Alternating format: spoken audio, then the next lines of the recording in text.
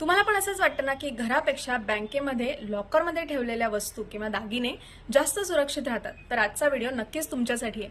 Welcome two part 2 of चला पैसे वाचवूया. Okay, तुमचं म्हणणं अगदी 100% बरोबर आहे की घरापेक्षा बँकेच्या लॉकरमध्ये ठेवलेल्या वस्तू या जास्त सुरक्षित राहतात.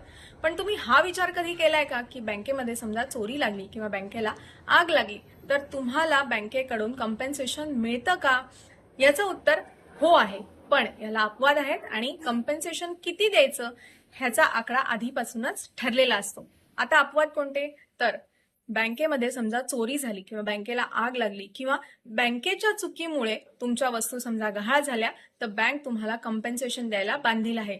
पण समजा नैसर्गिक आपत्तीमुळे किंवा तुमच्या काही चुकीमुळे जर बँकेतून तुमची वस्तू गहाळ झाली तर बँक तुम्हाला एकही रुपया परत देणार नाही. दुसरी महत्वाची गोष्ट म्हणजे जसं मी सांगितलं कॉम्पेन्सेशनचा आकडा हा ठरलेला असतो. तर तो किती ठरलेला असतो?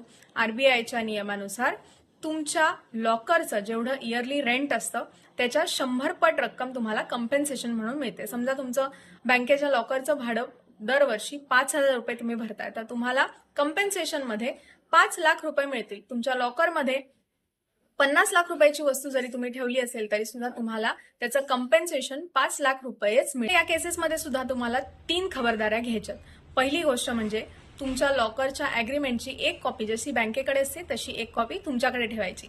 दुसरी गोष्ट म्हणजे लॉकरमध्ये तुमच्या ज्या ज्या वस्तू आहेत त्याची यादी करायची आणि त्याचा एक फोटो काढून तुमच्याजवळ ठेवायचा.